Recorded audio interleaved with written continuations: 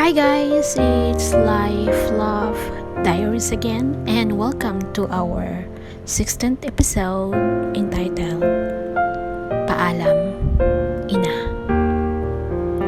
Dear Life Love, itago mo na lang ako sa pangalang Mikey at kasalukuyang isang OFW. Apat kaming magkakapatid Life Love, 2 lalaki at 2 babae. Ako yung bunso sa aming magkakapatid. Ang aking ina ay isang housewife at ang ama ko naman ay nagtatrabaho sa munisipyo. Masasabing hindi naman kami mayaman Life Love, pero napuprovide din ng aking mga magulang ang aming pangangailangan. Napagtapos ng aking mga magulang ang aking 3 kapatid at sa ngayon may kanya-kanya na ring mga asawa sa buhay. Ako na may hindi nakatapos ng college Life Love kasi nga nabuntis ako ng aking boyfriend.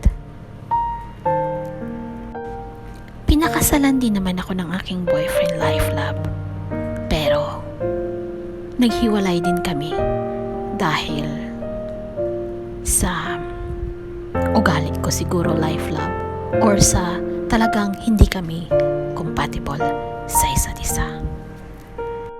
Selosa ako Life Love at gusto ko dahil asawa ko na siya, lagi kaming magkasama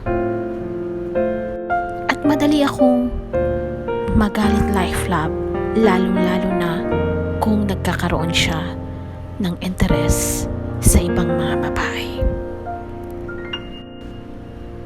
Nasa 19 years old pa lang ako noon Life Love nang mabuntis ako.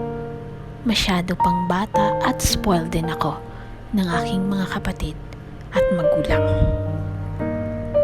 Nanganak ako ng aking panganay Life Love na walang kamuwang-muwang at ipinasa ko ang responsibilidad sa aking ina dahil nag-apply ako sa isang department store bilang sales lady. After a year Life Love, naghiwalay din kami ng aking asawa at umuwi rin siya sa kanilang probensya. Palagi na kaming nag-aaway Life Love at minsan nagkakasakitan na rin kaya minabuti naming maghiwalay na lang. Naiwan sa akin ang aming anak Life Love sa pangangalaga ng aking ina. Masakit man tanggapin na maghiwalay kaming mag-asawa Life Love, pero siguro hanggang doon na lang ang aming relasyon. Minsan na may nagpapadala siya ng para sa pangangailangan at panggastos ng bata. At ako naman nagsimulang magsikap para sa aking anak. For the first year ng paghihiwalay namin Life Love, nagpapadala pa ng panggastos ang aking asawa. Ngunit naging madalang ito sa mga sumunod na buwan hanggang sa tuluyan na lang kaming hindi pinadalahan at kinalimutan. Walang naging problema sa aking side Life Love kasi tumutulong din naman ang aking mga kapatid na nakatapos na at may mga trabaho at pati na rin ang aking mga magulang. Lumaki ang aking anak Life Love na mas close sa kanyang lola kaysa sa akin. Pero hindi ko yon pinansin kasi alam ko sa sarili ko na mas inalagaan siya ng kanyang lola kaysa sa akin.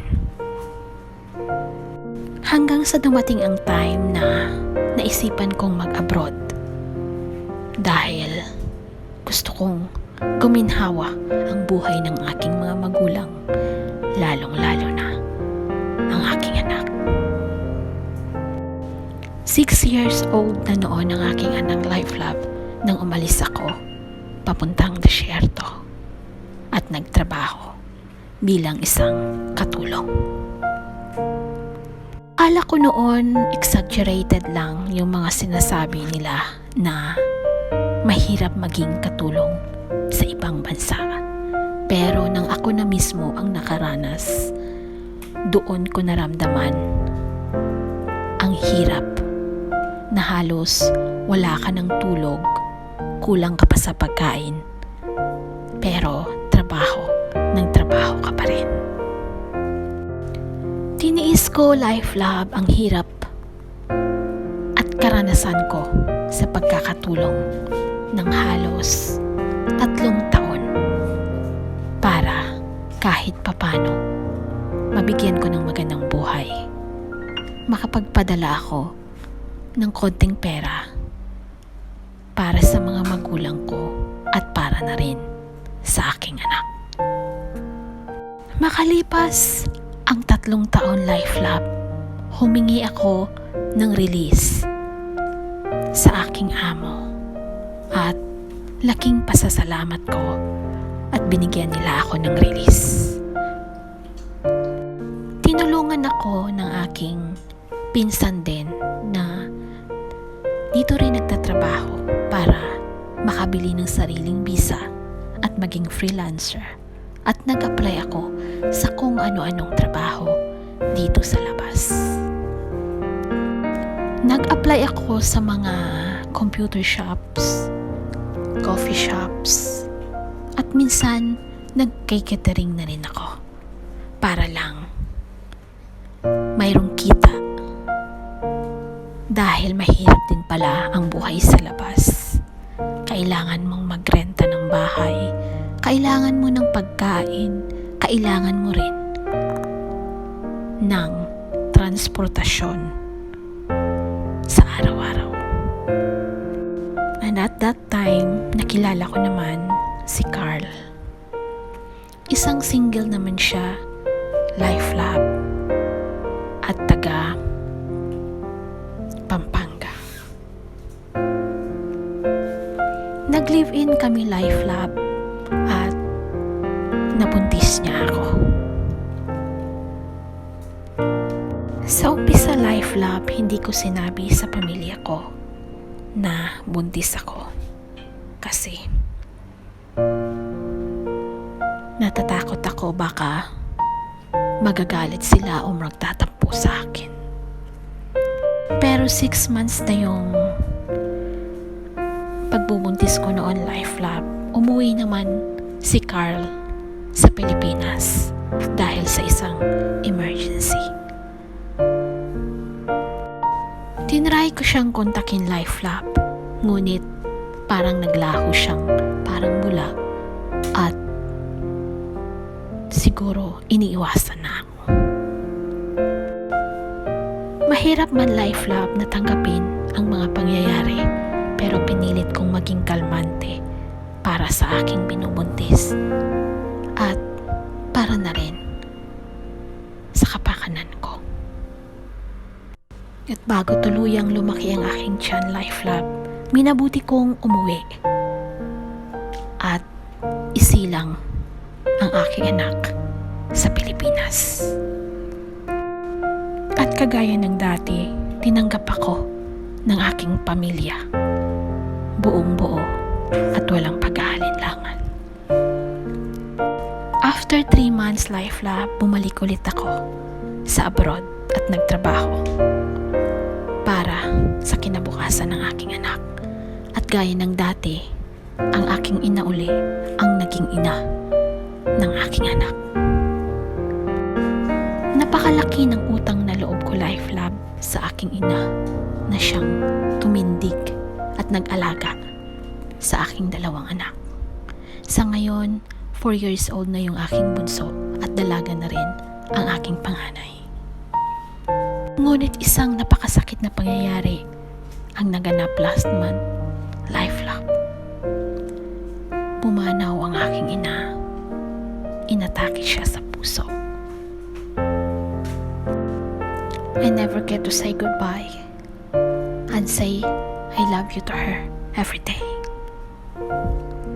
Hindi ko man lang nasabi na maraming salamat sa pag-aaruga sa akin at sa pag-aaruga sa aking mga anak. Iyon ang naging greatest regret ko, Life Love. Gustuhin ko mang umuwi, Life Love, at that time, pero hindi ko rin siya makikita dahil sa quarantine. Sana kung saan man siya naruroon ngayon, naririnig niya yung mga prayers ko para sa kanya, yung pagpapasalamat ko at yung pagmamahal ko. Sana marinig niya. Hanggang dito na lamang, Life Love. Salamat at paalam, Nanay. Thank you, Mikey, for sharing your story with us. Sabi nga nila, life is short. Kaya, habang buhay pa sila, yung mga mahal natin sa buhay, ipadama natin yung ating pagmamahal at pagpapasalamat. Ang buhay ng tao ay may katapusan. Hindi man sa ngayon, pero darating talaga yung sinasabi nating kamatayan. At tatanggapin man natin at sa hindi, mangyayari talaga yan. So habang buhay tayo, ipadama natin yun sa ating mga mahal sa buhay, lalong-lalo na sa ating mga magulang. You said yung greatest regret mo is hindi mo nasabi sa kanya na mahal mo siya at naipadama ang pagmamahal na yon, pati na rin ang pagpapasalamat sa pag-aalaga sa iyo at pag-aalaga sa mga anak mo. But don't worry, alam yun ng iyong ina. And I'm sure, mahal na mahal ka din niya. It's time for me to say goodbye again, guys. Wala na tayong oras. And I hope nakapulot kayo ng aral sa ating sender today. Don't forget, life is short.